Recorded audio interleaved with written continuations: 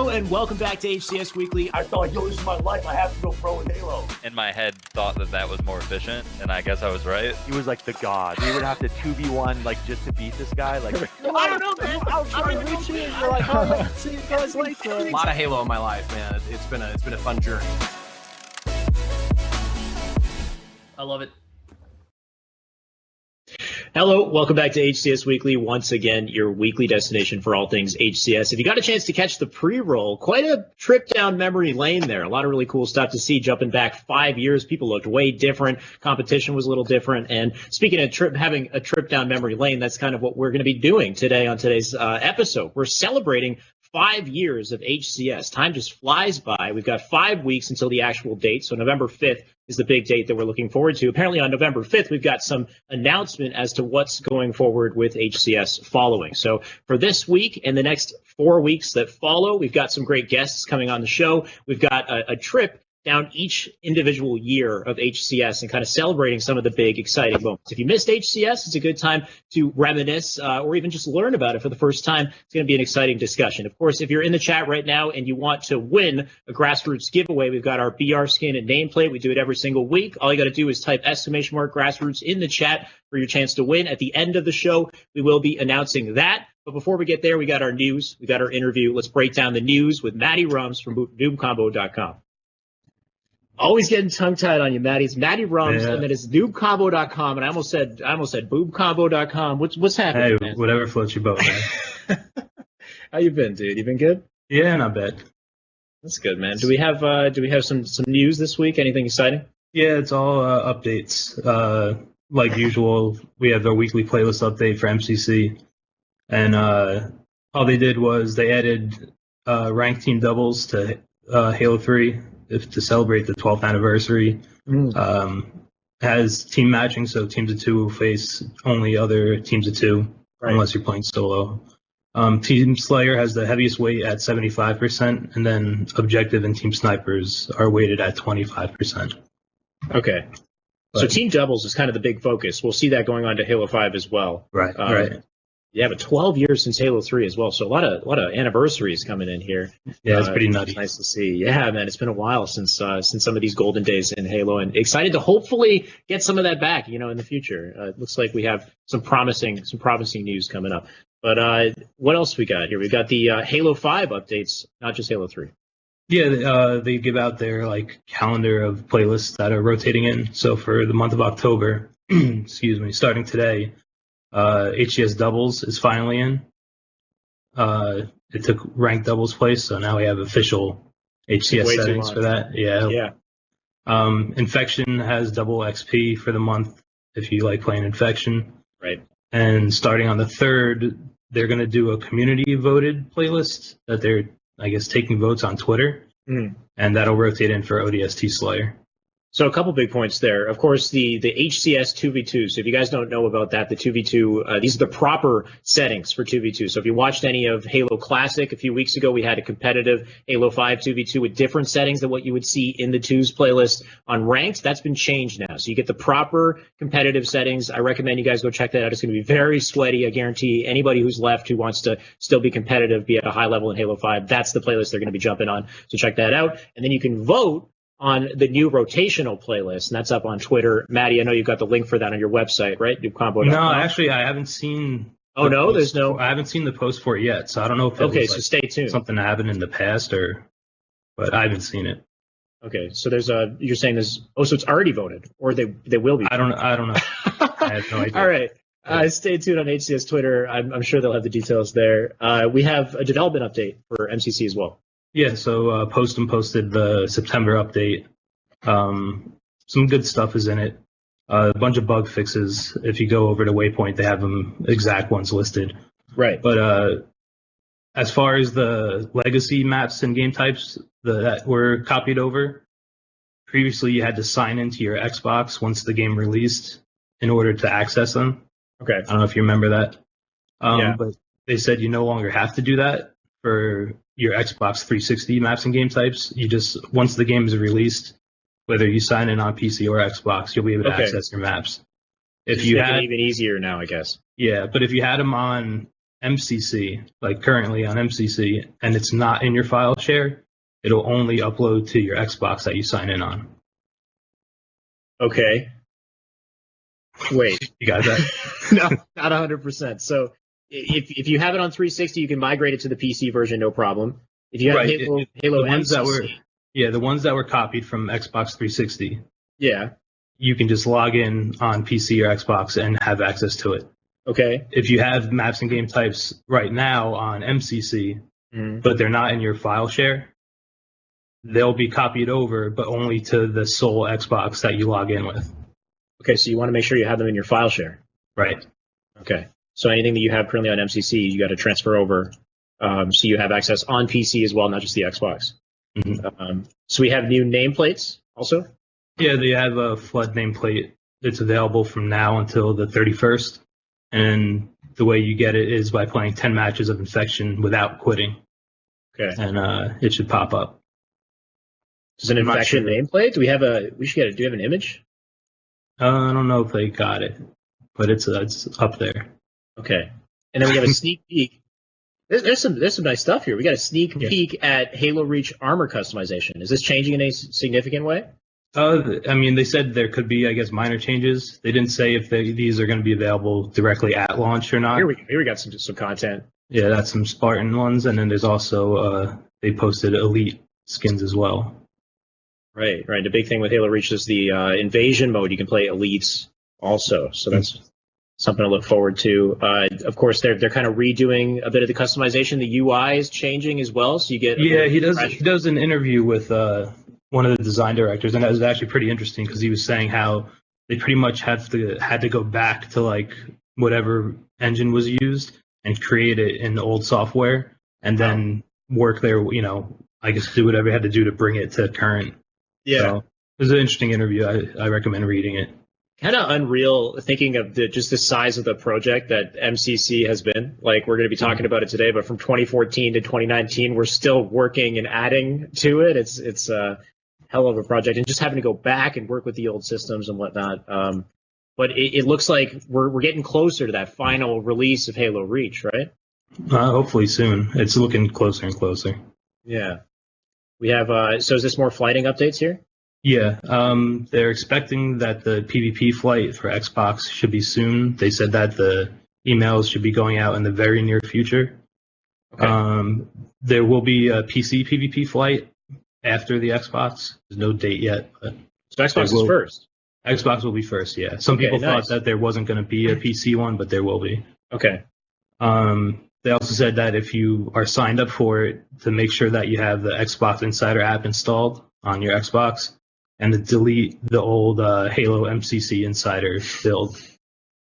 Okay, and if make they sure you do said, yeah, and if you participated in any of the previous flights, I guess Firefight or the campaign, right, to go in the Xbox Insider app and select unenroll from the MCC Insider option. Right. I guess. And these details can be found. Yeah, I have them on the you have them on your website, and it's also on the Waypoint article. On Waypoint, so everything that you would need to know to get yourself ready for this flight coming out to Xbox first. Right. Okay.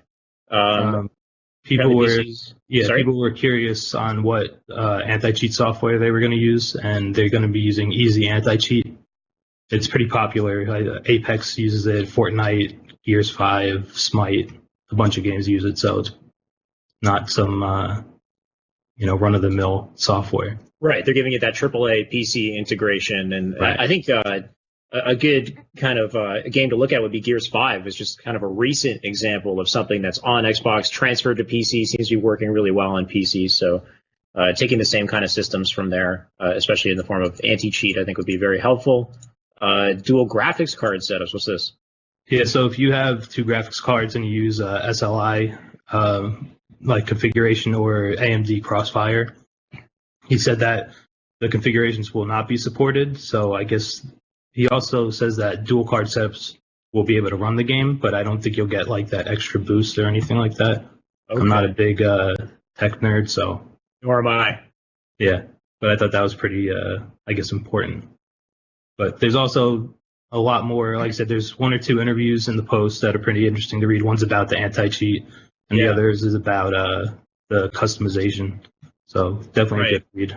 And I guess if you have a total beast of a PC, you're going to want to look into this as well, just as far as its dual card support and Crossfire graphics card configurations. This is stuff the PC guys will know more than us, so definitely make sure to check that out. We also have some tournament results from Blam Gaming.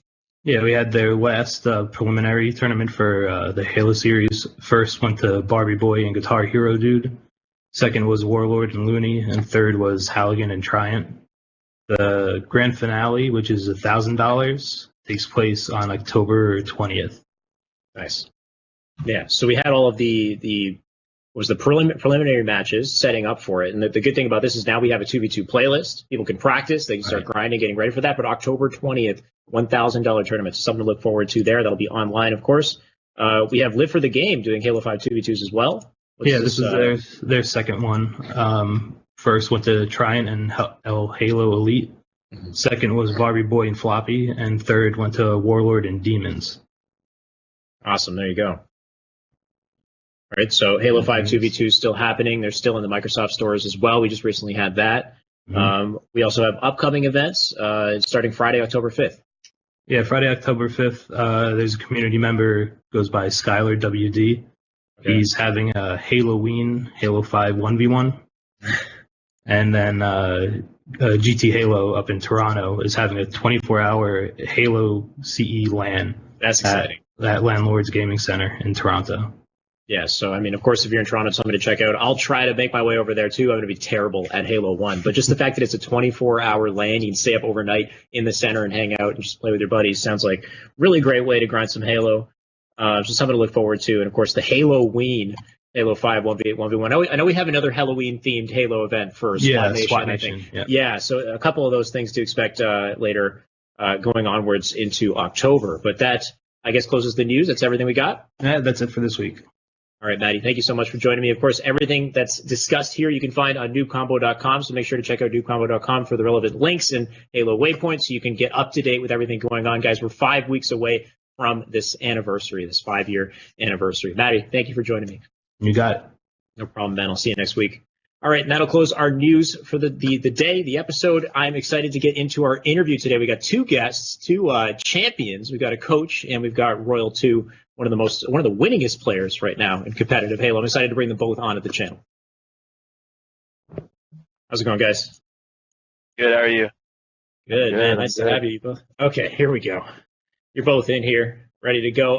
Thank you guys so much for coming in. By the way, I was thinking, I'm wondering, is it because we're all Canadians? Why is it that when I want to chat with all you guys on the team, of course, and you're all very nice and personable, but it's hard to get a hold of, Snakebite and APG and Lethal, but you guys are always, you're always ready to go. You're always polite and it's, it's easy to get a hold of you, get you on the call. Is that a Canadian thing? What is that? That has to be a Canadian thing. It has to be. I'm going to go with that. We just have this special connection. It's just something that all Canadians have, I guess. Thank you guys so much for that. How you been? You been relaxing? You been back on the Halo grind or anything? What have you been up to? I recently just got a puppy, so that's literally been my whole life for the last 3 weeks. I don't think I played a single game of Halo, I'm be honest. But oh my god. Yeah, I'll be playing soon. I've just been so busy. It's basically like having a baby. Yeah, so we're gonna jump to the puppy here. We saw it on Twitter, and she is gorgeous. Good. What's your name? So big. Luna. And what's the breed? It's a Bichon Shih Tzu. Damn. Have you guys had a dog before? No, this is my first dog. I've been begging my parents for I'm 23, so I've been begging for so long. And I finally cracked them this late into my life, but finally. It's adorable. Yeah. What's that like? Is that a huge life change for you? It's got to be a lot of responsibility. Yeah, well, before, I was waking up at I was going to bed at 6 a.m. Now I'm waking up at 6 a.m. So my schedule is normal now, which is good. But it gives me a lot of responsibility, so I really like it. Yeah, it's pretty good. Why are you going to bed at 6 a.m.? Okay, listen. It's the real gamer hours. This is gamer hours? Seriously? Yeah, it's the gamer hours. The real grinders are awake at 6 a.m. But I'm awake at 6 a.m. regardless. So still there's the gamer schedule, and there's the disgusting gamer schedule. There's only a few gamers that are on the disgusting schedule, and Matthew was one of them. Oh my god. So you're completely respect flipped. You got to live in the night Yeah. and sleep during. Now What time I'm do you going to wake bed up at 9. today? I wake up at like wait now. So before, and now you got to wake before up. okay. Before I was going to bed at like 8 a.m. and waking up at like 6 or 7 p.m. Listen, we don't talk about it. Oh. And then now I'm going to bed at like 9 or 10 p.m. and waking up at like 6 a.m. Well, now you got a normal. Now I'm back. I'm back. Yeah. Because of the doggy. Yeah. Chris, what about you? You're normally on a regular. You got a 9 to 5 you're doing? Yeah, I work full time. So actually, the funny thing with Matthew's old schedule was like I would get up for work in the morning and like leave, and he would like I would walk out the door to go to work, and he would like cross paths with me to go to sleep. Just be like, oh, okay, peace. Like, dude, good night, dude. Again, are we? Yeah, exactly. And now you guys are both in sync here. Are you taking care of the dog together, or is it's all you, Matt? It's mostly me because they go to work. Or Chris goes to work, and my dad. And my mom's she's retired last year, so she's kind of like helping me too. But it's mostly me, pretty much. I'm like the fun uncle. Like I come home, and like play with the dog. He comes home, plays it there, and then if she has to poop, he just runs away, and then I have to deal with it. They can deal with it. I do all the fun stuff, and then like anything that's a little bit down and dirty, I'm just like, peace, see you later. That's basically with my dog as well. Like I've got the family who does the hard stuff, and then I'll just play and cuddle and do all the easy things. That's me. Yeah, exactly. And I guess you're following in the footsteps of Snakebite then, right? Snakebite did the same thing about a year ago. It went through a trend because TJ Lethal, he got 2 dogs, or he had a dog before and then got another one. And then Brad, like Frosty, he got a dog. Then PJ got a dog, and then I was like, dude, I need a dog. So I finally it's so annoying. I wanted for so long, so I finally got one. There you go. Worth the wait. Yeah. So before we get into our chat today, I got one more trip down memory lane. Looking at your Twitter here, you've got this tweet that says your MCM, your Man Crush Monday, used to make gamertag signatures with filters on Halo 3. I don't know what exactly are you referring to? If you could, you probably don't have an image. Okay, it's literally, oh my god. Back then, because everyone had the file share system was so good. Yeah. You should just go in matchmaking, before the game started. You look at everyone's file share, and you'd see it'd show their gamer tag. It was on Blackout. Every screenshot would be Blackout or Avalanche. That was the map, right? Avalanche. And it had an Instagram filter because there's filters in the game that could change the color of the map. Yep. So Instagram stole that, by the way. I'm just kidding. But yeah, so that's pretty much what I'm referring to. Is people that used to make those, they spelled they put little ARs and make your gamer tag out of it, and then put your file share. Yeah, that's what I'm talking about. Okay, so you throw a power drain or something next to it and get a little blue light effect. And make a sick I'm pretty sure everyone had one, but it's just funny because when the Halo 3 or when they're announcing this HCS stuff, that's the first thing I thought of was just people making those.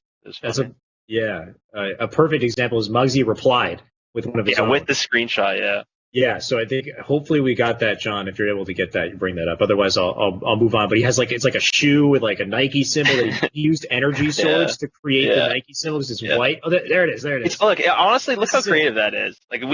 We're some creative people. What is it today? Do we not have the attention span anymore? There's too many other great games to play. It's the file share. It's the file share. I think if we had a better file share system where you could see it in the lobby, because that was my favorite thing. As soon as I saw somebody click the file share, look at all their screenshots, because there'd be funny ones. There'd be a little Spartan doing this or something. I don't know. Yeah.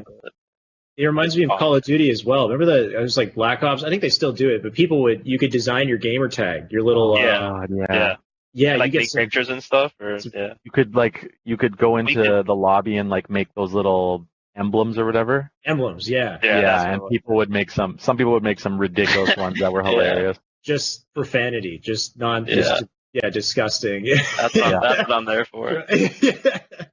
Some stuff we can't show on stream. So that was exciting times, of course. But speaking of exciting times, we've got year 1 of HCS to chat about. Now, to get you guys up to date, of course, we had our little update video that we showed at the start of today's interview. But let's just show a quick update from Bravo. Bravo's actually going to break down how Season 1 works. Let's check it out. Get to know pro players Chig from Denial Esports and Snipe Down from Evil Geniuses. But what is the Halo Championship Series? There we are. Quite simply, the HCS is the official Halo esports league. It's the place to go for competitive Halo multiplayer, for pro players, enthusiasts, and spectators. If you're just learning about the HCS, here's how it works. Throughout the season, teams, made up of 4 players each, compete at both online and LAN events and earn HCS points based on their final placings at these tournaments. At the end of the season, the top 8 teams will be invited to the Season 1 Finals, where they will compete for their share of a recently announced $100,000. And now that you know what's up, let's run down the season so far. It all started with Online Cup number 1 back in December, which led up to our... Right. So pretty cool little graphic there. It gives you like a perspective on how things were going. I want to try to jump back 5 years here. Let's go like right after Halo 4 and Royal2. I looked at your history for Halo. During Halo 4, you didn't really play it too much. Kind of where was your head at? Where were you at? I guess like right before MCC, the Invitational, when the competition started to get going. What did you think about all this, and were you excited for this kind of transition?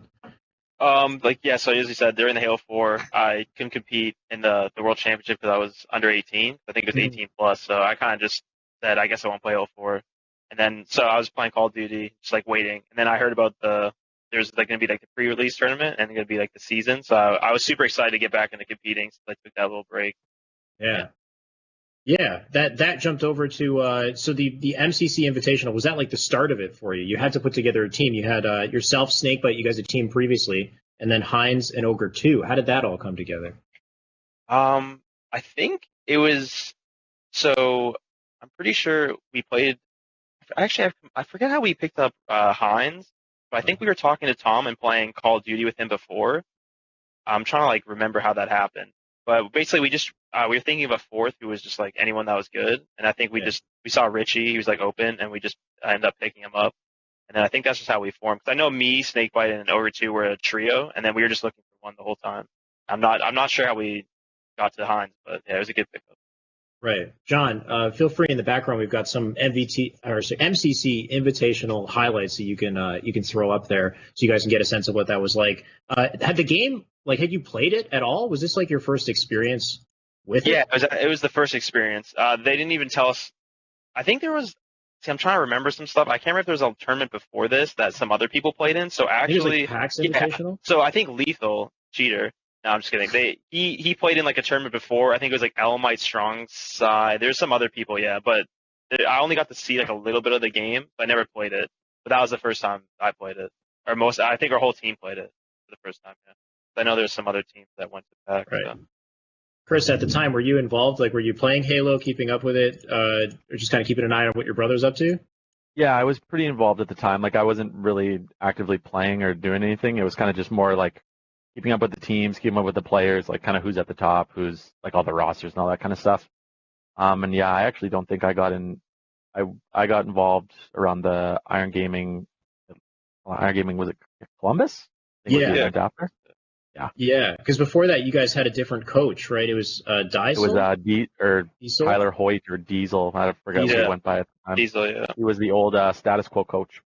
Okay. And had you even thought of coaching back then? Like, when did that kind of come into play? I had given it a thought. I think it was more after the Invitational when I had kind of been thinking about it was something that I'd wanted to do for a while. It just, the timing never really made sense. And I think I was at a point where I think I had just finished college, right when Iron Gaming Columbus came around. And I think it was just like the timing was good for me, where I could make it work with not having to worry about school. And I was kind of in the process of starting to work full time. So I had like a really large pocket of time where I think I was able to just put a lot more time into it and make it work. So that's kind of how it all started for me. Awesome. So things were kind of changing as far as HCS goes, right? Because it looked like, Halo 4 was a bit of a lower point for the series. 343 was trying to, find a way to revitalize competitive Halo. Did you guys feel that excitement coming in playing H2A? What were kind of like your initial thoughts when you saw the game kind of reskinned? I was a really big fan of Halo 2, so I mean, yeah. I liked the maps right off the start. They all looked like there's really updated maps, and they like added like some different features, which were really cool. But I was really excited just to get back and play, especially like we played in the first MCC or the Invitational in the ESL like area, so that was like the first time I played in something that was kind of closed off and like that. So it was pretty nice. Yeah, yeah. So you guys, unfortunately, you weren't able to take that first tournament. It was third place for the MCC Invitational, right? Yeah. A little bit later, though, Royal1, you come in the picture. You decide to coach them. The first event that you coach goes really well. Tell me a bit about that experience. Do you guys like have any specific way that you had to warm up practice for it? The way that you coached back then, has it changed a lot nowadays? Actually, yeah, that was my very first event, and we ended up winning it. So that felt really good for me, just to like, okay, I got what it takes to kind of to help this team out. Yeah. When we prepped for that event, I think it was similar to like it wasn't. I compare everything to Halo 5, like the kind of grind that we had in Halo 5. I think it was a little bit less than that, but it was like, just scrimming regularly and scrimming, kind of watching people's streams. Because there were only 3 maps that I think were being played at the Right, time. there's So like there kind of less wasn't, to think about. yeah, there was not a lot to like study and like look at. It was mostly just like playing and getting everybody on the same page. So I think that game required a lot of teamwork. Because I think shooting in Halo in H2A was probably one of the easier Halo games to shoot in. So it was a lot more like team coordination and stuff like that. Yeah, which really seemed like it when we show some of the series a little bit later, especially when you have a Slayer like on Shrine, you can't afford to, push past and like expose yourself to angles because you get lit up so quickly. So you have this kind of, I want to say campy, but like, very, very, it's a slower pace to the gameplay where you're trying to strategically kind of position yourself and wait for the first person to make that move and flinch or whatever it is. Exactly. Yeah. Royal2, I know back in season 1 you were kind of a star of the show. You still are these days, but you're hitting some great clips. They have in update 1, they've got some moments from you. John, show the moment that we have from Royal2 here. Right now to stay alive. The area he's in right now is referred to as the bonfire. It's right around the entrance of the ring tower, shooting a rocket at ring 3, doing his job, using these rockets, putting them to use, not picking up the double. Right there, trying to turn 2, however, just maintaining control. The reason he's playing a little bit slower right now is both of these teams are trying to just get control of this ring structure. Royal2 wants to make sure he uses each of these rockets effectively. They're so powerful in cleaning out the center area or really any part of the map on Shrine. Royal2. Oh, wait a minute. Taking some shots, though. Has to be careful. Another rocket out there. That will be the double kill for him. So good use of the rockets there, clearing out a couple. That's going to open this lane for his team. Nades flying through, of course, and he has the enemy sniper. Try to go for that snapshot, but not going to be able to find that one. He may have to just worry about keeping the sniper at this time and just let EG have that bomb and deal about that later. But you know what? Royal2 has other plans as he's going to look to get the double kill and a killing spree against Evil Geniuses. They're right there looking into ring 2, thinking about helping a teammate. Right now needs to touch the bomb. As we said, it's going to reset. He needs to try to drop and grab that bomb. No, and it's actually Ogre 2 who gets that touch. Ogre 2 now advancing the bomb up the flag ramp. Waterfall is down. Ogre 2 waiting for the grenade to explode. He does not want to get hit by these nades that he knows EG is throwing. Throws down the bomb and begins to challenge opponents. Finds 2 players in the back rocks. Tries to stay alive. We'll see if anyone is there to clean this up. And it looks like Snakebite is the last play. Let's go on board with Snakebite. Now starting the arm. Snipe down is sowing nades in, but the first nade is short. That's going to cost him. And CLG picks up the first arm. The second online. What do you think of the bomb game type? I don't have anything like that now. I like bomb. Like in Halo Reach, they had bomb on Zealot and Tank. I don't know. I really like bomb game types. I think they're like it's just something different that we don't. I mean, now we don't see, but before, it can be. I know they tested in Halo 5, but in that game, it was not bad. The spawns are they kind of get a little funky sometimes. So, but I still think it's like a really good game type. I just like the full planning and like defending. It's really good to watch. I think that's the main reason. Yeah. And then the only kind of like recent example I have of like Sanctuary is if you go back in Halo 5 Refuge, right? Like somebody recreated it in Forage. When you look at that, like Sanctuary Shrine, it's so beautiful. Like the details, the lush green environment, it's you really start to appreciate it. I think we only had 1 year. That's the kind of the beauty of this like season 1, season 2 of HCS. It was just 1 year of this game that we played. We didn't really get too much time with it. In between that, I know they also had the Halo 5 beta. Did you guys get a chance to check that out? Can show a little bit of that background. I think for me, I remember playing the beta. Like I think I played 2 games because I know the beta wasn't. I don't know. I think we played it. It was. I can't remember. I think just a lot of things were different. Obviously, it's a beta, so like I remember they had like I don't know if there's no D scope or something. There's just like a lot of stuff that needed to be fixed. So I kind of played it, and it was just for me, it seems so different from H2A and like all the other Halos, because all the Halos before that were like pretty much classic, as I guess like Reach. So when I played it, it was like the zooming in was different scopes. It was, I don't know. So I was kind of like thrown off. I didn't play that much, but yeah, I don't know if Chris played any, but I don't remember playing a whole lot of Halo 5 beta because like we would have been in the middle of the H2A season, right? So we probably Exactly. I think I just didn't want to mess with it too much. I kind of played it and was like, oh, okay, and then just went back to playing. Knowing the way we are, we probably wouldn't have touched the beta that much because we would have been focused on H2A. Yeah, is that the thing with you guys? Is even now, like Halo's kind of not, we're not in a high note with Halo. The competitions are a little bit more spread out. Do you still find that you're like laser focused on just that game, spending a lot of time practicing it, or do you kind of like jump around, play other things in between? Like, are you able to? Right now, since like Halo 3, we're kind of in like a weird kind of spot. We don't know what kind of tournaments are after, and there's like a big break in between. So for me, I like to play even during Halo 5, like I like to play different games. I feel like if you play the same game so much, especially Halo 3, it's been out for 10 years, like most people know what's going on. Right. So I feel like I can't play this game for like 8 hours and just get burnt out. I feel like playing other games just gives you like a refresher, and it just kind of like teaches you different things. So, like I play like Counter-Strike, Apex, just anything. Then I'll play like Halo Scrims and a little bit after, but not too much. Like it's game. So you're trying to grind some Fortnite too? Yeah, I play anything. I love just playing any competitive game. Yeah. But I guess back then, though, the mindset is just, focus on MCC. We're trying to win this season. Of course, at the time, you guys had Evil Geniuses was like your big rival, right? It was you and EG. Yeah. What was that like back then? Of course, Lethal was on EG. You had Snipe Down. I remember when we were watching the update before the interview started, you talking about how they pop off so much. Was that ever like, that ever bother you as like a pressure for you guys? No, we always knew. Well, I always knew that that's how like Roy, Lunchbox, and them, like when they're all together, they just start screaming, getting hyped. But it was so annoying losing to them so many times. It's like how many times we can go to a final and just like we just couldn't beat them. We like lose a game 5, like winners finals or something. It got so frustrating.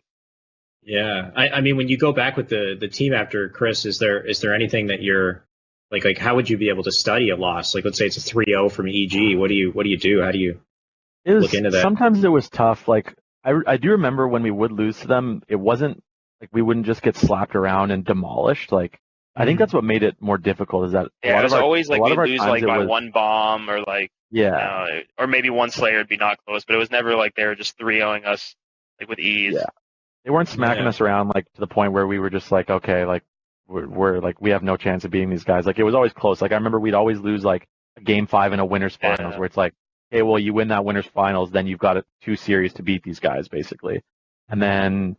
Like, just things like that. I do remember there were a few game types where they would just destroy us on, like, I always remember just getting owned by them on Warlock Bomb. Like, they would just make us look stupid on that map. But then we'd have maps where we would just kind of own the them same. It was weird, yeah. It was like some maps we'd beat them really bad, and then some maps, they had like a couple maps that were better. Because since there was so many, there's only 3 maps, and like there's like 5 game types on Warlock. They had like 3 game types that they were good at, and we had like 2. So map. Yeah, so if we got like the game types in our favor, we'd probably win, and then they would get like they had like one. We were bad at one Warlock game type that like kind of would screw us because it's always in every series, and I think we'd like lose that one. So they had like a couple better game types that made them like pull out every series. I think that's why they would take more series. It was one thing I do remember is like we try to adjust to them. Like I just remember we would always try to like I think it was Snipe Down. We focused a lot on shutting down because like. H2A was such a good game for Eric because it's like he would just get the sniper and literally not pass his team's 50-yard line, and he would just do what he does in every Halo game. Like he doesn't miss shots, he hits clutch snipes, and that game was so much harder to pressure a player like him because you just spawn and you can't like get out. It's just really not like once you get in a spawn trap, it's so hard to get out. Yeah. Like you don't have like nerdy little tools like thrust and clamber and stuff like that to like get to him in different ways that you wouldn't be able to. So you're kind of just like, I mean, it's probably the same thing for teams that played against us too. Like Matthew's a very similar player where if you let him get set up with a sniper, like you're not going to be able to move. I'm not sure if this is it, but he hits a crazy collateral on you guys. Like speaking of shutting down Snipe Down. This is where we come from top blue. Like this we were just like bot running top mid probably. Oh no, this can't be because he drops down. Yeah, but I remember he was I in that remember a room. 2-for-1 where literally two guys are jumping from top blue like Yes, over that's the what it top was. mid. Yeah. He Yeah. gets the both, and I don't even know if it was really intentional. He was lined up on Hines, and then Of you were course. like Lethal was like right behind him or something. Classic. Classic. Can we talk about the shotgun in this game? Yeah, I was gonna say. So I said it before. 24 shots in the shotgun. was so If we go to that thing was something serious. Like that Shotgun was so busted. 24 in this game. bullets or whatever it was, and it was like it was an H. It was the you could shoot sword from good? 10 feet away. Yeah, the sword was good. I don't remember. It pulled, I think yeah. I think it pulled up pretty fast. Yeah, Not like the H2 sword. Not This as map fast, was but it this pulled up. map. I hated playing this map in H2A. This was the Why is that? slowest map ever. Oh yeah. Well, yeah, it's just really playing standoff player? based. Yeah, like it was It's just hard such a to- slow map. Because as you can see, it's like How you actually this put- one's like, not it's so that hard bad. to push. Usually the kills will end at 30, and it's like 15 minutes because no one wants to make a move. Right. It's like if you have a sniper at snipe tower, look at this, he's just sitting here. There's nothing you can do. It's pretty hard. Yeah. But Yeah. Royal2, I remember you were doing actually the same type of thing. I don't know if it was maybe the Noble Black series that I was watching. Yeah. You would get sniper and sword, and that was it. You would just keep getting the sniper and the sword back, and you would sit in that spot and snipe Yeah. in the back and just continue to milk. That was like the Yeah. strategy. It was so fun. Yeah. You just Our hit a snipe weapons were tower, and so you're literally like a important, juggernaut. Yeah. Yeah. And, Those are the good times. So you guys are talking about the shotgun. I think, the real kind of area where it came into play is this one series. I mean, I'm sure it came into play all the time in competitive, but this one series I want to talk about, guys. If you missed Halo 2 Anniversary, you didn't really get to experience it, I recommend you go back and check out this series. This is one of the best series I think ever in like Halo history. It's the losers finals between yourself, CLG, and Noble Black. And this series is a little infamous because it goes into like 5 replays of It was the final something game. stupid. It was. Yeah, I think it was like 5. I think it was like I think it was 5. I think it was 5. I can't even remember. It was ridiculous. Yeah, it was replay number 5, I think. Yeah. All I remember is I was just exhausted after that series.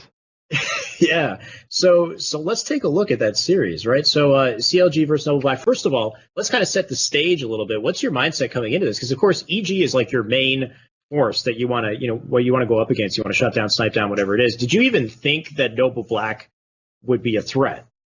Like, I They used to can't smack us remember. around. what's Wait, that? really? This team. So Noble Black. I remember this team so distinctively. So like Noble Black was a team that we would play like because you know how you had the online cups every weekend. Right. In I think we used to- H2A? They would every time we'd play them in an online cup, they'd beat us. Like, and we would just chalk it up to like, oh, online, like these kids are insane online. Like they'd beat us every time we played them in an online cup, we'd lose. Yeah, we lose And then most cups online. Yeah, and then usually we'd play them at tournaments, and I think I think we'd usually win, but the series were much closer. But yeah, like I don't think we were expecting to just smack this team around at the tournament, No, I but don't think they we were did. good. Yeah, I feel like I this don't was think a we team. This was a team that I don't think would place all that well in most tournaments. Like I think they were like a top 6 team, but for some reason they matched up really well against us. So like when we would play them, it's like, oh crap, like we gotta clutch up against these guys. Yeah. Yeah. And I'm trying to bring it up right now. Sorry, continue, Matt.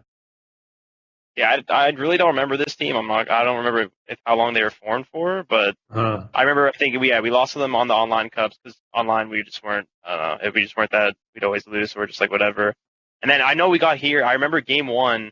Yeah, we choked like a 150-second point lead. Right. Oh my And then we God, lost a 50-49 Slayer. And Right. in my head, I'm like, we're literally down 2-0. We're about to actually lose this right now. Like, we just choked so. I was like, dude, I remember this series. I was slapping the table. I looked at my team and like, we are literally choking. It's probably it's probably not the best thing to say, but I was like so flabbergasted that we were like losing. Yeah. And I was like, dude, we need to stop choking because like I was just like, it was just unbelievable. Wait, we reverse swept them and won like so this? we were down 2-0. Yeah. And then we That's came why back I want to show to it. game So, 5 into. Yeah, John, if you can, sorry, man, to interrupt. John, if you could play game 1, if you go back to Oddball on Walkout. The choke is so bad. Yeah, you can see the comeback. You guys are winning by like a huge margin in Oddball, and then it was so bad. Aries or somebody is like holding it, and he comes back. Yeah. And then this is game 2. This was 50-49. Yeah. Yeah. Oh, dude, Warlock Slayers were pretty crazy. Yeah. Okay, so here's the match right here. There's Tom in the portals. 160 to 53. Like that's already a Should be big over. enough lead Yeah. with the 4 minutes left. Like, okay. 160 Yeah. to 50? I think we got more than that's how more than that. oddball was, though. You could just get one setup and win the game. We did, but I actually remember. I remember you going. I remember you doing like dude. We are not choking this game. Like the way you said. I did something. I do remember that. PJ always brings it up. It was the classic. Yeah. But yeah, I remember I had Sniping Sword for like 10 years at Snipe Tower, and we just couldn't break their setup. And then I think they won by like 5 seconds or something really close. Yeah, this is the game where you were literally just in Snipe Tower the entire time. Sniping Sword. Yeah, because I couldn't go across. It was so hard. My teammates would die, and then it would just be like, you're in that awkward, like, do I push and die with Sniper, or do I just wait? Dude, how did we lose this? Yeah, I know. Look, the score keeps going up. It's like, you think this would be over, but... There's 3 minutes left, and no one's even getting like, we're still getting time. Oh, I think it's the moment that you guys get, the moment they get as soon to as touch we die it. right here. Yeah. I think it's here, and then we don't play it, maybe? We played it. Okay. It's right off the play ball. Wait, the ball goes back instantly. Yeah, I think not usually that quick. Okay, and I think they get everything. They're gonna get it here and just get it. They have to get like the next. Yeah. And then here we go, Sniper. Oh no. APG. Oh, APG was on this team. It was APG, Maniac, Arcanum, and Ares. Yeah. Who was the biggest threat on this squad at the time? Would you say is it APG? I don't even. Arcanum. I think Arcanum, just because I think he was their sniper. So like, I don't think any of them were. I think they were all just like good. It was like one of those teams where no one was. They didn't have like some hard carry or something where one guy was just sniping everything. I think they're all just really good. I got to take a second to appreciate the ball in Oddball. Like we don't have that kind of detail these days. Halo 5 has just the more clips I watch of this game, the more I like.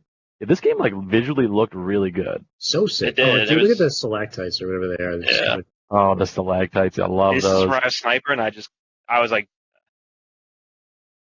my actually had to like be actively aware of the stalactites because you just can't go top ER when they're up.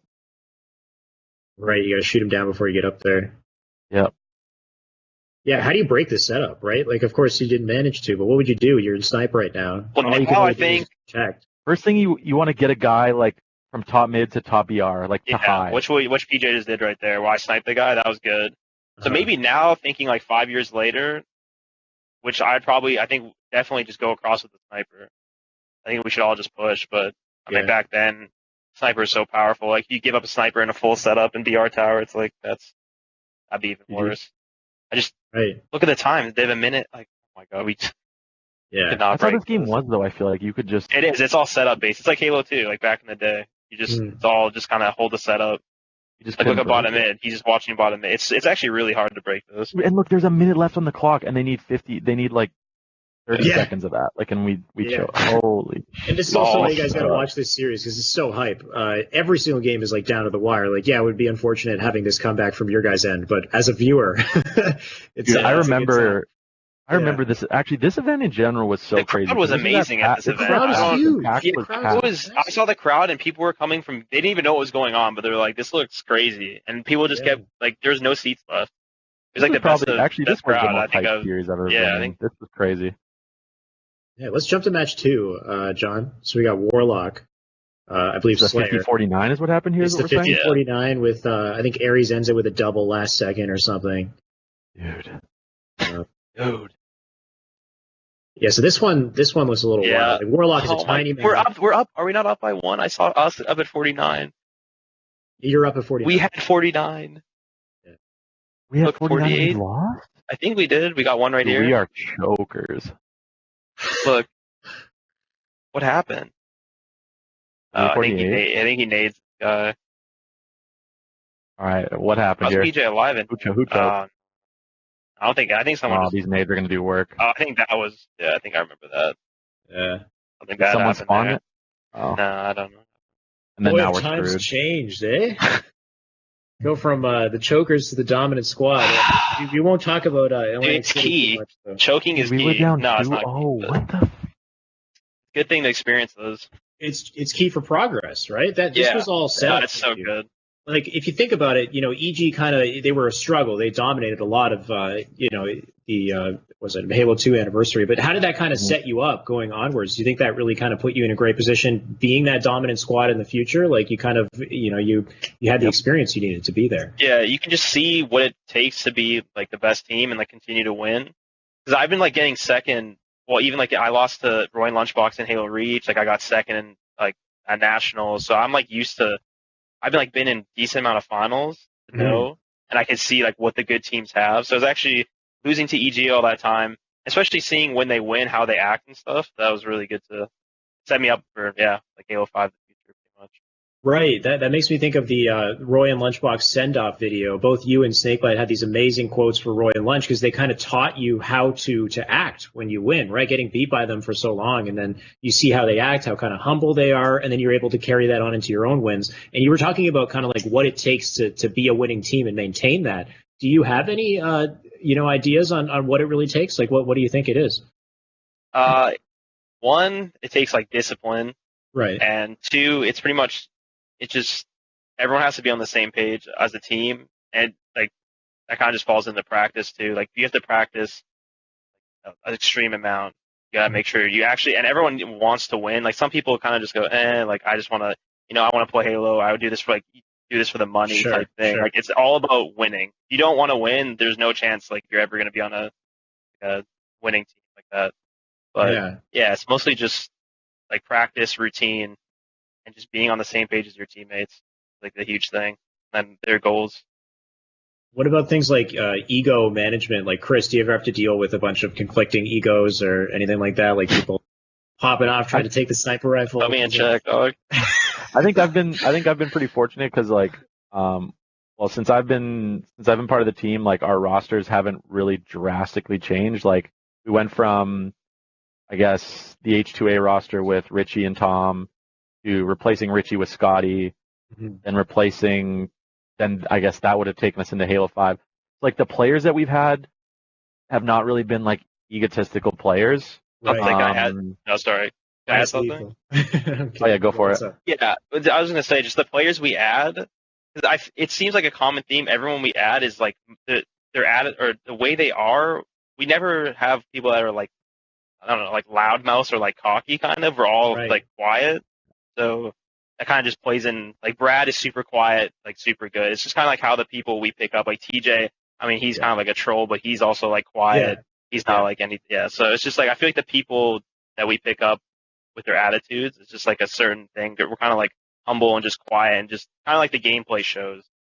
Right. Something that people don't consider when they form rosters is like people just think, oh, we're just going to get the 4 best players we can find. But you could get players that are really good, but they don't like personality wise, they don't mesh with you in the slightest bit.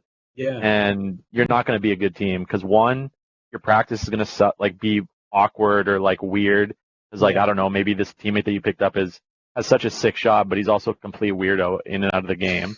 Sure. Like, I don't know, just like things like that. Like you got to I don't know how to describe it. It's just like, I hate to use the word vibes, but like sometimes a weird player can like throw off vibes. Do not say vibes.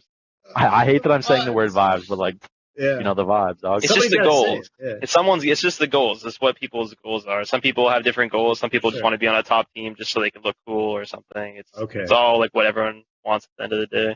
And you guys can sniff that out real quick, you're saying? Yeah. It's so easy to see, Yeah.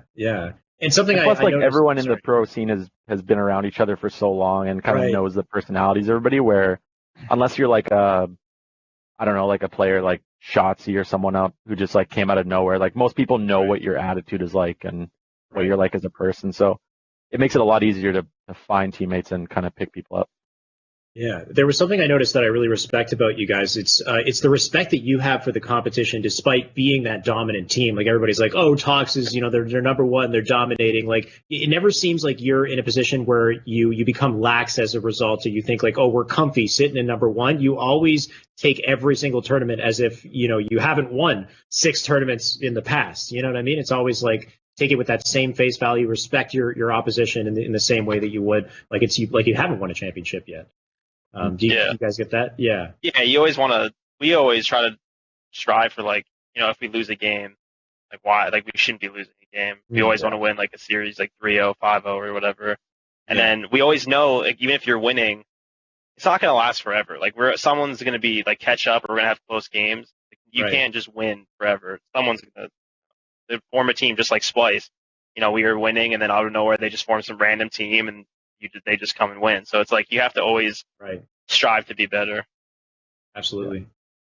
So let's dive back into the series real quick, because you guys make a 2-game comeback. You tie it up. It goes to Game 5, and then we hit Shrine Slayer, which is something that you wouldn't expect to go the distance. Let's jump into Shrine Slayer, and you can tell me all about the shotgun, because I know APG, I think, goes off with the shotty for I think 3 minutes. He has shotgun and sniper. I don't know if you'll be able to find it, John, but just let's get some Shrine gameplay up here. There we go. So here we go. Is this a replay? Or is it the actual... No, it can't be a replay, because the replays are 5 minutes, right? We'll talk about that. Yeah, you were right. Yeah. Wow, look at this. Look at this. Yeah, Next gen jumps. I specifically wanted to grab this. What do you guys think about that? The boosting. That's reminiscent of Counter-Strike.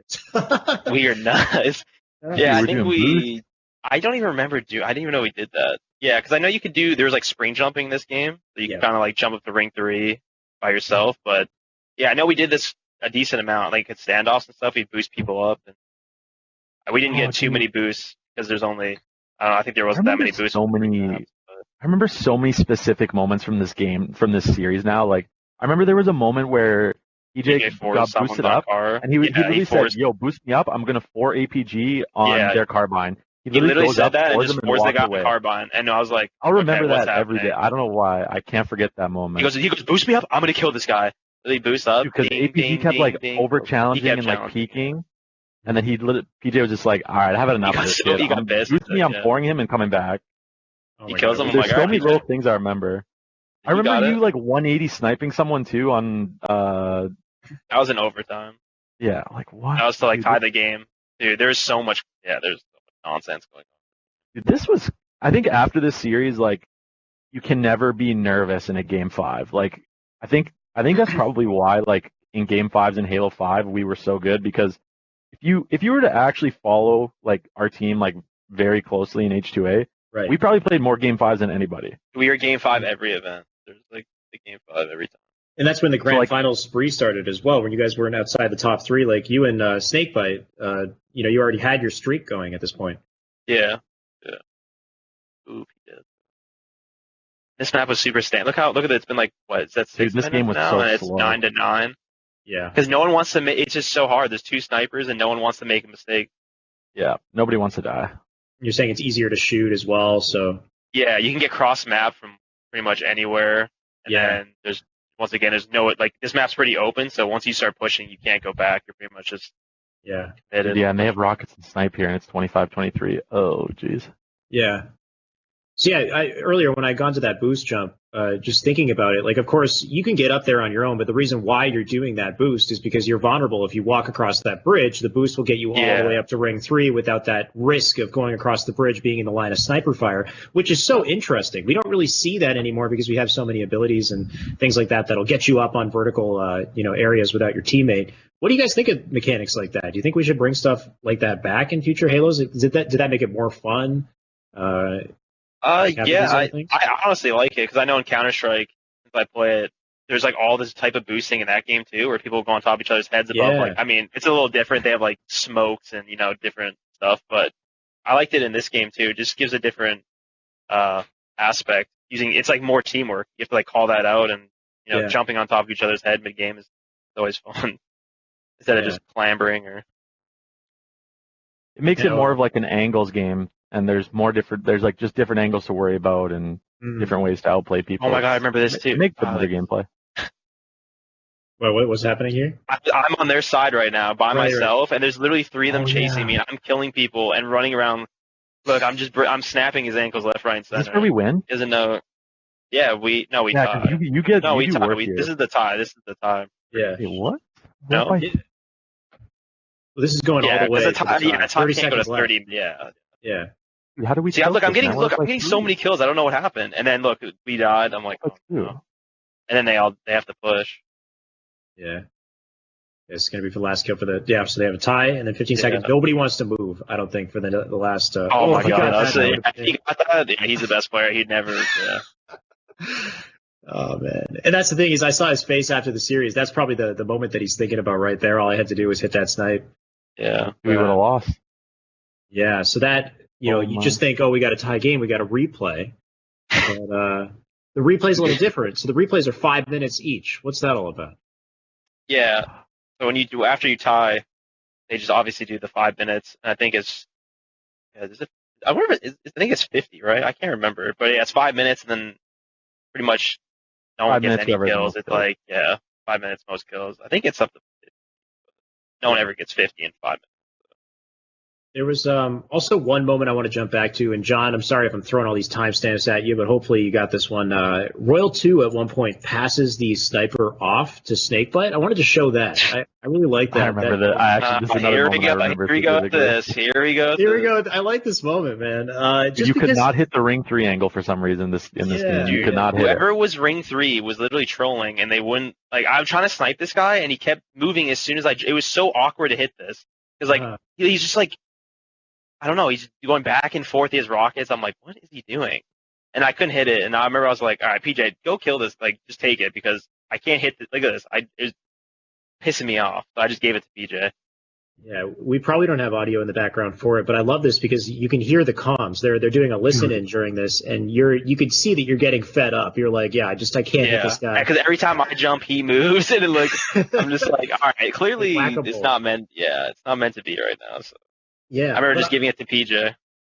Yeah, and then he snipes somebody immediately. He does, yeah. And that's what I love about the transition is, like, other players, I think, with like an ego, they get frustrated, but they wouldn't want to drop that snipe. They would try to figure it out or whatever. But you just decide, Snakebite, you have it. Snakebite takes it, and there's no issue with that. Like, you guys just seem like you gel really well together. It's very easy to pass it off and change roles. There's no hard feelings about the fact that you couldn't get that guy ring 3. I know. I'm still looking. I was like, this is where I was like, I'm so mad. Take it, please. Yeah, here it is. Yeah, I'm gonna be down the wall. Yeah, that's the last straw right there. No, but I had full confidence because I dropped it to PJ. I know he's a good here sniper, it is, right? I was like, and then he grabs it, and I think he snipes the guy ring 3, just instantly. I hope he snipes somebody right after. Of course, PJ hits some weird shot that doesn't make sense. Something like this, but I think I have no problem dropping the sniper. Even in Halo 5, even the last Halo 3 event, or the second one, the one we won. For something I was kind of not hitting snipes, or I don't know, something just felt weird, and I was like, PJ, just grab it. I don't care. I don't mind if I'm not hitting everything I should be hitting. Then yeah.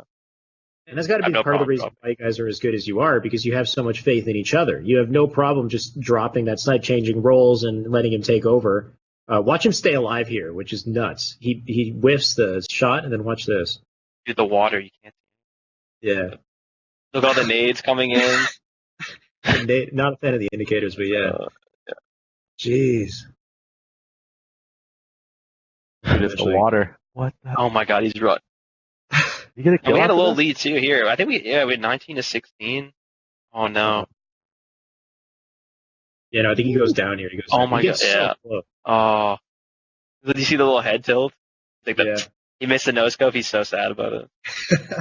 All right, now we can jump back to the replays, because these are the 5-minute rundowns. But yeah, like you were saying, the water gets in the way there too. And that's actually a strategic thing that people were doing. They'd shoot it before people came up. If they predicted that somebody was going to pressure the base, you would shoot it beforehand, and then you have all this cover.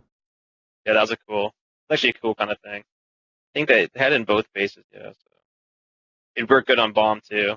You're trying to plant the bomb, you shoot the water. Like if you're Yeah. So if we jump to the replays, John, I know that the third replay was one of the most exciting. Royal2, you ended that with you saved the game with a headshot. That's where we're going to have fun. I still remember that. Yeah, I remember exactly what's happening, play by play. Yeah. I don't know if you'll be able to find it, John, but if you look at the HCS update video number 3, they actually do a run through of all of the final moments of each of the reruns. I feel like you might not have it back there, but if I think it's the third replay. The third replay. The third replay it's at the very end, the last minute, because I think that's when we had to you can't do this jump, by the way. Yeah, I tried it for. No way, my movement. No way. That jump looks weird. I didn't really It's play this game too much. I don't know. pretty easy, but for some reason, I'm struggling. Dude, I All feel like that- we had the lead in every single one of these. How did we keep tying? I think they kept pushing, and then we just We could Yeah. just die. because they had to push, and then we'd die, and then we had to push. Back and forth. It's 4-1. Yeah, right here. Here it is. Yeah. Oh He's like, no! yeah, Whoever he's like, yo, Arcane- boost me and let me. Oh yeah. So if you Oh, go boy. go Oh back a my little God. bit, go tie That- 1, 2, 3, show all. Dude, all that was three of them. insane. You go back to the Dude, look start at of it. there's Just Ninja. highlights. Yeah, Ninja's there. That's why I wanted to grab it as well. You can see it popping off with Jess. I think Look at how glued to the like everyone was in that crowd. That was It was the sickest insane. crowd I think I've ever played in. Yeah. Oh my God! Right here. Look at this. Tom didn't get this kill. This guy. How did we not? Look, This 1 is second left. so Tom nailed. dies. Oh my God! It's He actually got back insane. smacked, dude. Yeah, this is actually the most He didn't insane get any games of I've those- ever played. And I remember right here. This is where I was screaming. PJ literally said we have to push, and I was like, PJ, behind us, because I heard someone shoot me. So I literally just jumped across as fast as I could because I know there's like 5 seconds left. And for some reason, Arcanum, like that was a big misplay. He just challenged me for no reason, or he didn't need to do that. He walked down, and I just sniped him in the head immediately. Dude, this had to be one of the best series ever. Look at my head. I'm Ever just hit. like, oh my God, like, dude, this is.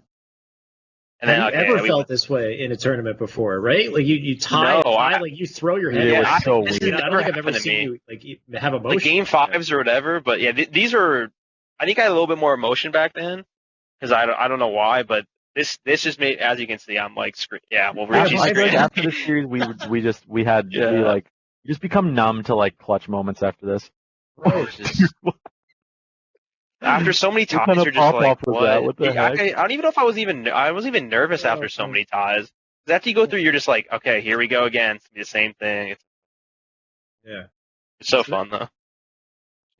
That's the series then, right? Like that's the series that like you can never be afraid of a game 5 again. You got all the warm up you ever need. The issue with that though is how long is that? You guys were playing. It was if you watch it on YouTube, it's over 2 hours of time. We were gassed. spent. I'm pretty sure we got absolutely smacked in the finals. Like I think we it got was 3-0. 3-0. Yeah. Yeah, that's- I think that's we probably a good used literally reason all why. our energy because I mean that's so much adrenaline after playing Right. a game 5. One, you're down 2-0, then you come back and bring it to a game 5, then you play 5 overtime, whatever it was, and then you go on to play finals, and you're just like Mhm. you haven't ate anything, you're just like okay, well, Yeah. probably one of the little rougher finals.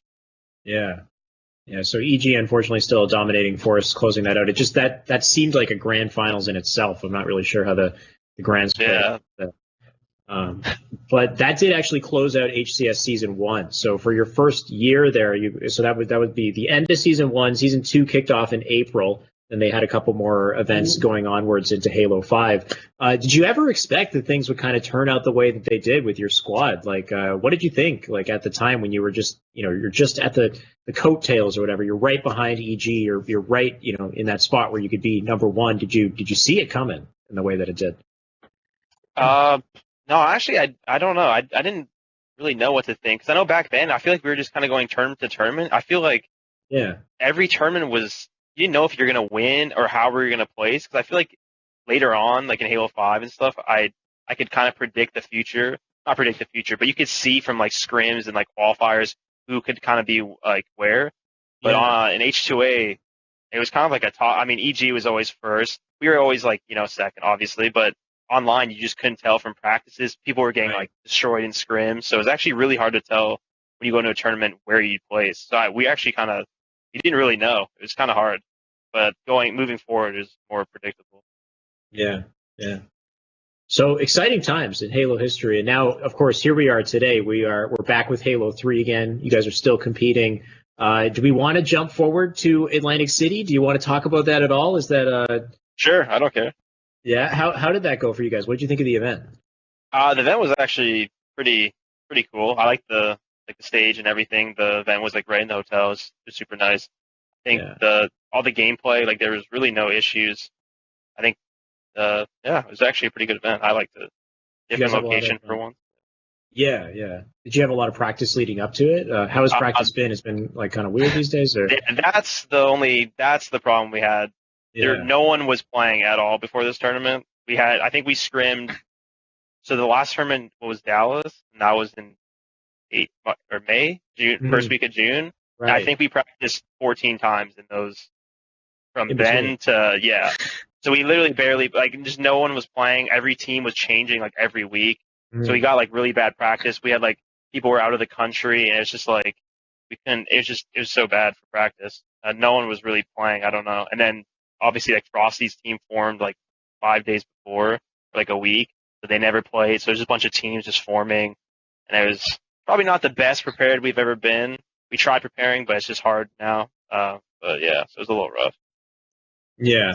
I'm not sure if we'll be able to get any gameplay up in the background. If we can, that'd be great as well. Of course, the tough series that you guys had, you had Aspire, was a rough one that brought you into losers, and then that made things difficult going onwards into gold members. Do you remember anything from those series, like some of the troubles that you faced against Aspire? I don't really. I remember just playing. We were slow. Yeah, we were just really slow. I couldn't really even. slow. We lost, and it was one of those series. I was like, I don't know. We lost, and I was like, I don't even know what happened. We were just kind of like, I look at each other, we're like, okay, I guess because we don't really lose early on. Like I don't think I've lost. We always lose like winners finals. So when we lost that early, and I think it's the main reason is because we played them so early because our pool. Because usually we play like a lower seeded or a higher seeded team, like a 10 seed or something like that. But since the seeds were, I guess, a little like different or whatever, I don't know what the seeds were. We played them round one. So we played like a really good team round one, and we ended up losing. So it was a little confusing because we're like, are we top 12? And we had to play like more losers matches that day. So we were kind of like out of sorts when that happened. But yeah, I think during that match we just played really off. I don't know. I was like, the first time we played like that. Yeah, we just didn't play too good. Yeah, it did seem like Aspire were almost like designed just to take you out. Like every other team, they seem to be struggling, but against you, they had something figured out. I'm not sure what it was. Yeah, I think we practiced for them a couple times. I'm not sure. I played them in some cups, and we've always played their team. Denial, actually, we scrimmed them a lot. So like before they picked up, I think they had Demon D, right? I don't even remember the roster. Yeah. Oh, yeah. Fantasy. Okay. Yeah. So I don't think we actually scrimmed them at all before the tournament, but we played them three, like Shelly, Straight Sick, and Aries, like lots before this. So I'm pretty sure they know how we play, and we know how they play, so they got us figured out pretty good. Dare I ask about APG's controller? Did he get that fixed? Dude. Okay, I didn't even know about that. Why? There? I don't know. After the series, he just goes, or someone said something, and they're like, or PJ's like, what happened to your controller? I was like, wait, what do you mean? And I literally saw the VOD of him just AFK dying. Like, I didn't even know that happened. I can't believe that actually just happened. And it happened 2 times, and he died twice with snipers. Yeah, or one time with a sniper. I didn't even know that happened. A cable problem. I would have been freaking out. I would have been freaking out if that happened to me. He didn't say a single word. We have a talk. We thought it was a cable issue at first, and then I had a spare cable, so we replaced the cable, and it still happened again. It still happened. I don't know. I guess his controller or something. That was had a lag out too. I think it was just. Yeah. My God. You know when you have you just have moments where things are just not meant to be. That event was just not meant to be. That tournament was not. We were not meant to win that tournament. There was too many weird things. That event was chalk, as we call it. That event was absolutely chalk. After that happened, I remember killing Pistola, going to get the OS, and my Xbox just shuts off. You're waiting on OS. Yeah, and then they restart the thing, kill me with sniper, kill TJ, get OS, get rockets, gap a flag. All right, good night. That was it. I already knew. Yeah. It was over at that point. Yeah, that's the brutal thing about high stakes games too. When you have a game on the pit too, they last so long as well. Yeah. Like it's like a marathon in itself. Flag, was it pit flag too? And like that's like we were just so bad at that game type. Yeah, we were not good at that game type. So we were gonna tie, and we're like, okay. That was like the one moment where we could have maybe squeaked out a win, like before the leg out, and then it got reset, and we're like, oh no. Yeah. If we would have won pit flag, that would have been huge. That game type was basically just like an auto loss for us at that tournament. Yeah. And then I know Lux wanted to play against you guys. They won the tournament. One of the biggest things they were saying is they didn't get a chance to play Tox. It's almost like not like a real win in a way. What did you think of Lux in their performance?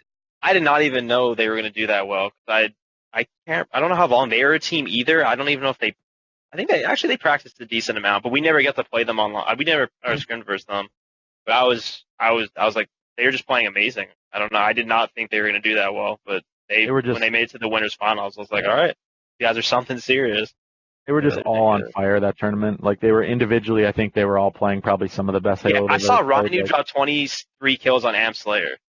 Yeah. I don't know if anyone remembers that. Yeah, versus Eric, or versus their team. Yeah. I was like, wait, what? I can't even do that in matchmaking. I don't know what this guy. I remember watching him. He was killing like 7 1-shots every spawn. I was like, okay. Right. I was like, these guys are just the best. Yeah, they were just like, I don't know what they did. I do remember Goofy Matthew before the tournament. He was like, I'm going to play like 09 Warriors Goofy this event. And then he did say he goes and wins the tournament. Like, I don't know what. He was on something that we didn't know about. Yeah. He just had some kind of mental, I don't know. He was ready to go. Ace gave him some of that good stuff. I don't know. He was on the Ace mentality. Yeah, he's in the Ace vibe. We'll go with the Ace mentality. Yeah, I mean, I saw Ace meditating there too. He'd lie down on the floor. You don't want to disturb the guy. I saw him levitating like before the series. Yeah, he was levitating. Straight up. Yeah, that's wild. Floating in midair. Crazy. Yeah. So I mean, is that exciting at all when you think like Lux as powerful as they seem to be right now? That's the next big team you're gonna have to go up against going onwards into Atlanta. Do you guys, are you looking to get back on that grind, practice, and prepare yourself for that? Yeah, I think we're actually supposed to scrim sometime this week versus them actually, but yeah, hopefully we can start getting more practice because I know the Lux likes to play a lot, so hopefully we can play them. And other teams, hopefully they hear this and want to play more. Yeah. So I think we're going to start playing probably this week because there's the UGC Cups. I think UGC right. The qualifiers. Yeah, and I think they start this weekend or next week. Or yeah, this weekend. I think I'm not sure, but they're like all of October. So now we get to play in something, and hopefully people start practicing. Right. And of course, like there's Halo Reach, there's Infinite coming out. You guys just all kind of on that waiting game as well, just looking for the next thing. Yeah, I'm really excited. I want to play Halo Reach. I did you played it on PC, right? Yeah, you got a chance. Yeah, that's where I've been playing it. I've been doing the testing, and I had played the firefight and then the campaign. And it was actually really good. So I want to play the multiplayer. I can't wait because I just want to try something like playing just something different, especially on the PC. I'm so excited. I want Halo on PC so bad, like just be able to play it. Right. Would you want competitive there or? I don't know. I wouldn't mind if it was on for me, I think competitive should be on PC. Like we should use the PCs. Right. But then like if you play on controller, that's fine. Or if you want to play on keyboard, I guess that should be fine too. But I mean, I'd probably use a controller. Like I'd want to play it. But if it's on Xbox, that's fine. But I think PC, like running tournament wise and just like specs and everything is so much easier on PC. It's just like you can, I think it'd just be easier for tournaments, like less hassle, all that. But I think it's like the future of how these tournaments need to go. Like I noticed like when we were at Atlantic City, for instance, like we had so many issues with like Xbox Live going down or like little like having to reset the build and stuff like that, or just like even something goes wrong and you have no idea what it is. Just I feel like troubleshooting in general is way easier. Just troubleshooting on a PC, yeah. So I don't know. I think my personal opinion with how I think Halo needs to start having tournaments or at least try it out for one event, playing on PC, and then I don't know whether it's like people have the option to use controller or mouse and keyboard or whatever, but I just think of it like it's like Fortnite. Like you just make the game more accessible to more people. Right. How can that hurt you, right? Yeah. Because I already have so many people like that play Counter-Strike. Like I have some friends that play Counter-Strike and stuff, and they all like they know it's going to PC, and like there's so many people that I'd play from other games that want to play because everyone's waiting for a shooter to come out, like a good shooter. So Halo's I feel like this is the time, right? Yeah, literally perfect because everyone. It's like a drought. There's like a drought right now for good like PC shooter games. Besides, because it's all BRs right now. Yeah, so this would be like the first. I mean, Call of Duty, I guess, but. It's mostly this is like the one that everyone wants because everyone's just been, everyone's loved Halo or everyone loves Halo, so just want to play a good game. Yeah, exactly. Do you think Reach would fill the drought at all, though? It's being a little bit older. It's on that Steam wish list. It's up there. I think anything on PC will. I don't think it will fill everyone's needs with a new Halo or anything, but I think it will definitely bring more people to play. I know like Summit, like some streamers would play that played Halo back in the day. I think they definitely play it and stuff. So bring it to PC you're only going in the right direction. I think No Bloom, No Sprint, Reach on PC would be really fun. Like, It's gonna be cool. again, I'm speaking for how I feel, and again, like I'm not a player, so maybe what I'm saying is not how other people feel. But I know Matthew was saying this earlier too. Like, we've been playing Halo 3 for quite a while now, and this is like a 15-year-old game or something like that. Yeah, 2007 to now. Yeah, so 12 years. it's a really old, or yeah, it's a really old game that we've been playing for a long time. I think we just need a change of pace. Right. I don't know whether it's playing a few Halo Reach tournaments or trying something different. Like, I think we've Halo 3 is a great game, but I think it's kind of the point now where at the top competitive level, it's like everyone knows how to play it properly. You're not really, I don't know, it feels like you're not really challenging yourself anymore. Like, you're just kind of going through the motions. Right. All the strategies are kind of out there and known, have been for a long time. It's hard to really reshape or change them out in any significant way at this point. Exactly. Yeah. At this point, I am also looking for questions in the chat, guys. If you do want to ask a question for Royal2, Royal1, feel free. Let me know. We do have a question here, although I already know the answer for this. Interesting question, but it says, did you prefer Halo 5 with radar and ARs? Did you guys expect Splice to be so explosive? No, definitely not. I don't even like the radar. Wait, is this the radar, the old radar, or just wait? What was the question? Like radar and ARs in general. I don't think anybody preferred Halo 5. There was radar, with radar and SMGs. It had the old, yeah. I mean, I think it was needed, but it was like the final version of the radar. Yeah. I think that was because the old one. I mean, I was just crouching around, like, because you had to I couldn't. I'm always looking at my radar, and I was just like, this is insane. So I ended up playing super slow because I would just crouch around everywhere. But the new radar, I think that was needed because if you don't have radar, I mean, you're gonna have Shotzi flying off walls. Like, you don't know where anyone is. There's so many ledges. So I think you need it, but at the same time, like, I don't want it. So definitely, I didn't really enjoy, especially the ARs. That wasn't that fun. I mean, I liked it, but definitely not the most competitive. Yeah, the ARs for sure. The radar, I agree with you. You don't want it to be there. It adds so many indicators. Like, where your teammates are without even looking at their names. You've got, so many different ways to keep up with what's going on. But at the same time, the game is fast paced with 8 players on a map with nothing to track abilities. I could see be pretty wild. Yeah. We have a question here from Pokemonstrosity. Says, UGC, how do you feel the shot registration at MCC has affected the tournaments overall? That's a big one, actually. That's making me think about the Aspire game. At the very end, I saw your face, Royal2. You fired a shot. You got a blood shot at the very end. I remember I sniped him, looked away, immediately went to snipe. Yeah. I'm like, wait, I didn't kill him. They capped. I'm like, I said to my team, I was like, there's no way I ever missed that. There's no way. There's literally no way I missed that. He's jumping in a straight line, and I hit him. That was weird because I didn't even see blood. It just went through him and did nothing. Neither did I. And I was like, so I was super confused. I don't know. It's unfortunate that there's so many blood shots and. Yeah, do you think it's minuscule or major? Sorry, is the second question. Do you think it's a minuscule or major issue at this point? I don't know. I don't like to complain about that stuff. Right. Like, I like to always go past it. Like, I mean, online I complain about connection and stuff, but bullets not registering, I try to get around it. I don't know if it's major, how major, but it's decent. I don't know. It's decently a problem. Yeah. I can't say how much because I know sometimes, you'll snipe somebody, they'll get away and they might kill somebody. But I know definitely online it's way worse. On land it's not the worst, but online it gets pretty sketchy sometimes.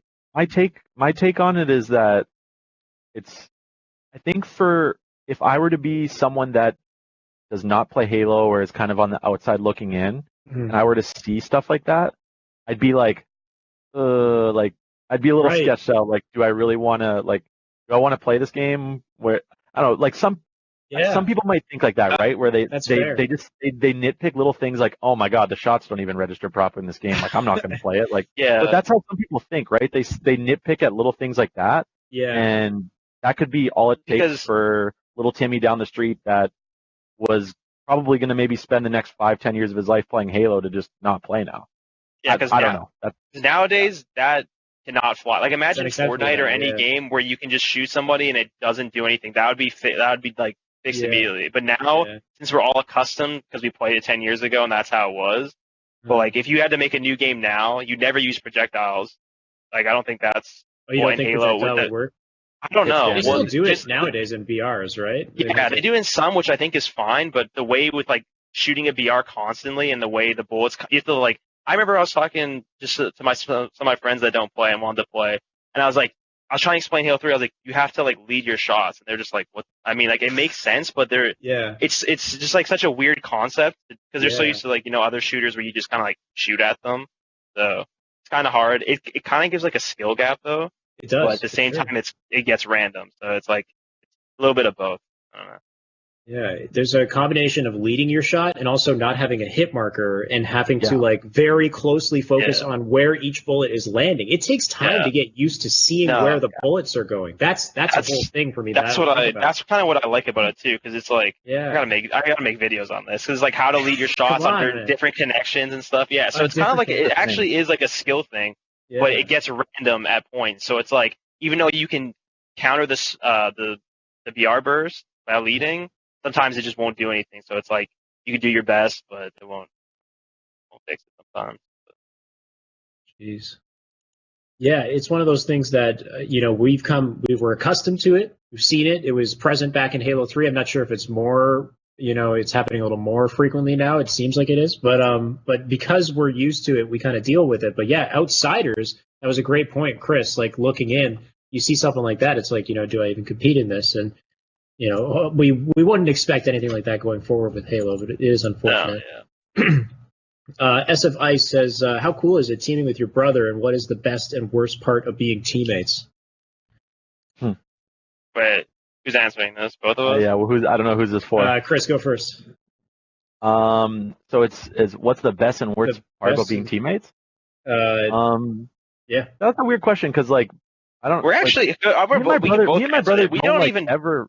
We'd never fight even in real life. Like maybe when we were younger during Halo 2, we'd like roast each other and get mad for stealing kills. But like now, like when we play, we never get like, there's no need to get mad at him. Like I don't know why we'd ever, I think it's good. I think the best thing would just, we don't argue or, it's nice having your brother as a coach and like traveling together. So it's weird because like, I don't know. It's when you're there, when you're in game, it's not like, oh, it's my brother. I don't know. It's probably because I'm just so used to it, right? Like it's just like in game, like Matthew's just like another player, and then when we like are done playing at the tournament, like we go back to the hotel room and chill and order food and whatever. And it's just like, I don't know.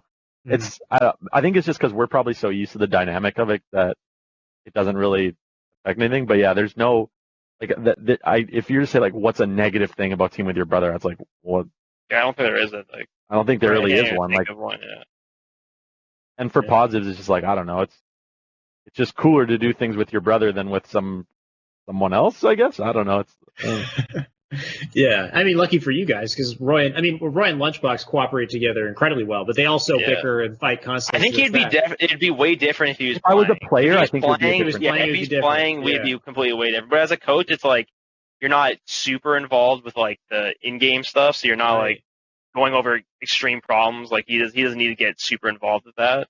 Yeah. So it's not like I need to be like bickering because I mean every team bickers. So thank God we don't have to do that. But yeah, it's kind of the best part about the relationship as well is you don't have to worry about the like any kind of competition coming in between you or whatever. You're both focused on your own things. Yeah. Yeah, you can just do your best work.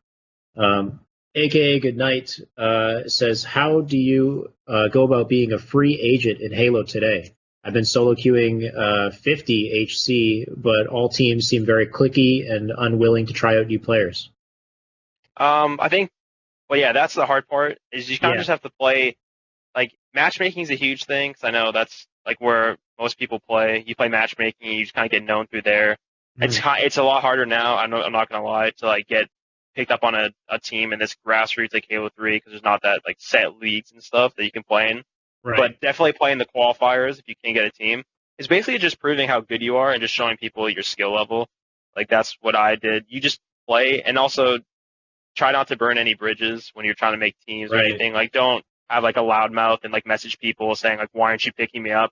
Literally just let your gameplay like talk for itself. Yeah. Don't say anything. Like just play.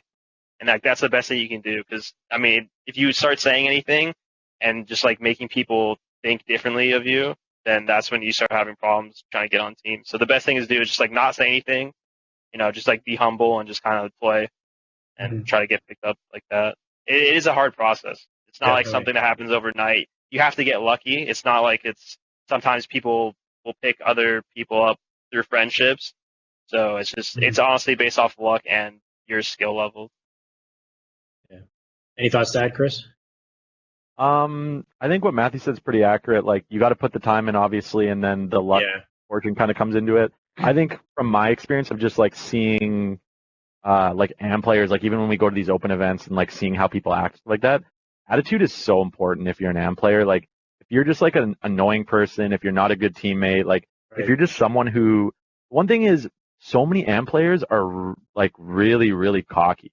Like they think that they deserve, like they think that they deserve better teams and they deserve these placements. Yeah, and stuff it's like these weird. It's like some kind of weird entitlement that a lot of like amateur players have. It's like the social media type thing now. Everyone like has social media and they're always like tweeting their stats and how good they are and stuff. I think that like corrupted all these like young players now. It's all about how good you look. Right. And so it's like it gives like a skewed perspective, like how to be better. Yeah, so I think that like as an AM player, like people are like, I don't know, I maybe have an older brain where like I think you just gotta like literally just shut up and put your head down and just like put in the work. Right. And then you'll like if your gameplay is good enough, like someone will notice. Like someone will notice. Like if you're truly good enough, like someone will make a change on their team to get you on it. Right. So let the gameplay speak for itself. Don't burn those bridges, guys. That's the biggest. And well, you do have the bad side, or I guess the side of social media where people just kind of show their ego and post their photo of look at what I did in matchmaking. Also, at the same time, you could leverage that, I would say, to your advantage. Like anything you can do to get your clips or your gameplay up online. I know Twitch streaming with like one viewer isn't the greatest experience, but at the same time, they have things like single Halo clips or something. Like, what if you get like a nasty overkill on Narrows in a competitive game, and then somebody sees that and they think you're good at the game? I don't know, but ways to get your gameplay out there, I think, would definitely be helpful. Timing right now is just rough, So we're just in that weird spot. Timing, It's a little bit harder right now. Yeah. Last question I got here. Trini Boy 00 asks, after competing through many titles for the noobs coming in, especially for Infinite, what tip would you give a team starting out? Probably just to play as much as possible. Like the first thing you want to do as like a new team / player to Infinite or to any game, is just to like play as much as possible. And then once you play and you just have to go, basically to be good, you just have to go through routines. It's literally the same thing over and over again. That's how you just get good. Yeah. So if you want to play Infinite as a team, you guys just play together and just play the same thing over and over and over again, and just try to like just get a routine down, especially with practicing. That's pretty much how you excel. Just like work on stuff. Yeah. The more you play and the more you grind with like, and the thing is a set roster. Like another thing, if we go back to the whole bad habits of AM players is like making roster changes as soon as one bad thing happens. Right. Like that's such a terrible idea and such a terrible mentality. Like obviously there's cases where some players are just not good and you need to make a change, but for the most part, like when you go through tournaments or you play online with your new teammates in this new game or whatever you're playing, like the more that you play together, the more in-game experiences you have that like you learn from. So I don't know, you choke a 50-49 game like we did in Warlord or something like that. Well, we learned from that. We said, okay, well, let's not be stupid and do these two things that made us lose the game, and then you're better for the next time. Like lots of people will lose that 50-49. They're like, oh, my teammate just sucked. That's why we lost that. And then they don't actually learn from it and get better. It's just like, that's like where routine comes into play. The more times you go through the motions and try all the different scenarios, and in Halo Infinite, it'll be even more valuable because everything's going to be new to everybody. Yeah. The more you play and go through all the different scenarios that you can go through, the more you'll know what is like the most optimal play at every point in time. And that just comes with, it sounds so cliche to say, but you literally just have to play more than everybody else. Yeah. So I guess have some perseverance to work through some of these struggles that you can work through instead of immediately kind of disbanding, right? Exactly. Yeah. That's one thing, is that a lot of people have that short-sighted mentality where they're like, oh, we lost right now. Like, let's make a change that maybe will make you better in the short term, but in the long term, it's not going to do you much. Yeah. Well, thank you guys. That covers everything I have for today's chat. Now, I know today we did a bit of reminiscing. We went back to the first season of HCS. Thinking back on it and kind of looking forward into the future, is there anything you guys would love to see return or would love to see with the kind of future of HCS competitive, aside from maybe just, the game being good? But like this first season, they had all this organization. They had these nice videos. They had this this layout as to how things are going to go. Online cups, LAN tournaments. Any thoughts on how you would like things to proceed in the future with Infinite? I think everything's pretty good. I like the tournaments, especially when they're integrating them into like DreamHacks and stuff. I really like that. There's a lot more people will see the game, so the DreamHack events are always pretty well ran. So that's pretty good. Yeah. More content, hopefully, like how they did in the recaps. Definitely. Like that's really good in Infinite if they did that, where they're showing, especially in the beginning, where they're bringing in new people that have no idea because there's gonna be so many new people that on PC and whatnot. So yeah, like just recaps. I think just a lot of content. I think that's a new thing, especially on Twitter, like on all Fortnite, Apex. They have all this just content that you just push out of just not even clips, just like in-game, just Spartans running around or just cut scenes, just stuff like that makes it appealing to people. I think that for the game would be good. Yeah, definitely. Yeah, I'd say one thing that I think needs to happen is, and I guess Matthew touched on it, integrating tournaments into larger venues. Like I think about that PAX tournament where we had that crazy replay. How there were just people that started flooding into that venue that probably weren't even there to watch Halo. Right. Just because they heard from down the way that this crazy series was happening. So just stuff like that, getting it in spaces where there's more people. Content's really big. I think trying to get some more influencer personalities involved in the space will always help.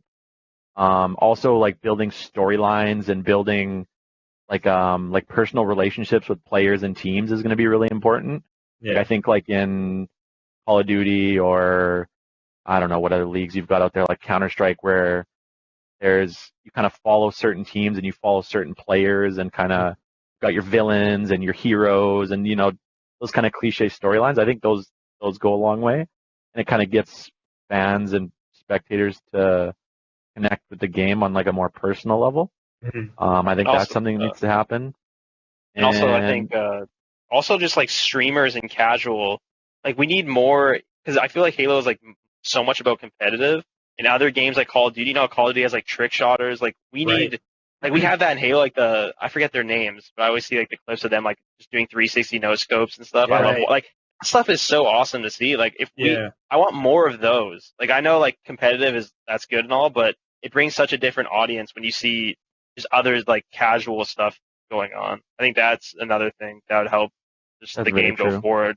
Yeah, bringing just streamers in and aren't trying to compete. I feel everyone that plays Halo is just so focused on competing. We need people that just want to play, for fun. I mean, we have that now, but I feel there should be a lot more people that are just trying to play for content. Just for people that just want to watch. Fun times. Just different things to get people playing your game, whether or not it's the esports platform, whether or not it's a social playlist platform. Maybe it's a battle royale, I don't know, something to to get people. Because the first step is you got to get people in the door, right? You got to get them to try your game and then start playing it. And whether they get into it through competitive, social, whatever it is, that gets them in the door, and then it gets them familiar with things. I think of, I don't know, I'm trying to think of games that do that really well right now. It's League of Legends or Counter-Strike. You start off playing as a casual. And yeah. There's something for everybody in that game. So I think that'll be something that will help determine the success as well. The crazy thing is I feel like Halo did it the best. Back in the day, in Halo 3 especially, they had the largest package. They had all this content and so many different ways to experience it and so many different reasons why people fell in love with Halo, whether it was Griffball or Race or whatever it was. But I agree, like diversity and content is going to be huge, and hopefully HCS Grassroots and the people that they partner, they can get a lot of diversity there, so they can showcase different types of content and ways for people to fall in love with Halo all over again. So hopefully that happens in the future, guys. That's what we're all looking forward to. But of course, next stop is Atlanta. Expecting big things from you guys once again. I know you're going to practice up and be ready to go. But that covers everything today, man. Thank you guys so much. Thank you for having us. Yeah, no problem. Looking forward to Atlanta. All right, that closes today's show. Thank you to Royal1 Royal2 for joining us, and thank you, viewers, for joining us in the chat. I know some of you guys are waiting for our Grassroots giveaway. If you type !Grassroots, you enter yourself into the giveaway. However, the winner has probably already been selected. Let's find out who it is. I'm going to check the Discord here. John, just let me know when you got it. This will give you your BR skin and nameplate. Here we have him type in. Trini Boy 00 wins the giveaway. Trini Boy, congratulations. Enjoy your goodies. I assume they'll send that to you in the form of a direct message. But thank you guys so much for joining us once again. We also have our merch that you can check out to support the show as well. There you have the merch, t-shirts, hoodies, a bunch of different ways to support the show. Anything you buy here not only supports the show, but it supports me as well, and I would appreciate that. And that'll close today's episode. We'll be back with week 2, looking at year 2 of HCS as we continue to dive into the history of HCS leading to our 5-year anniversary. Thank you guys for tuning in. See you next week.